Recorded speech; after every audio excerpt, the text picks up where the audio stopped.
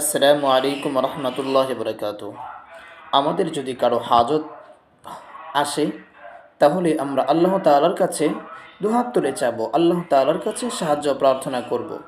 আর আল্লাহ তাআলার কাছে আমরা কিভাবে সাহায্য প্রার্থনা করব, আসুন জেনে নেই। একটি পরীক্ষিত আমল রয়েছে, সে আমলটি কিভাবে করব আমরা আমরা প্রথমে ভালো করে অজু করে, ভালো কাপড় চোপড় পরিধান করে নামাজে দাঁড়িয়ে নামাজের জন্য দাঁড়িয়ে যাব। তো প্রথম রাকাতে সূরা ফাতিহার পরে আমরা 100বার নাসরুম মিনাল্লাহি ওয়া ফাতহুন করিব। দ্বিতীয় রাকাতে সূরা ফাতিহার পর 100বার ইন্না ফাতাহনা লাকা ফাতহাম মুবিনা এটা পড়বে।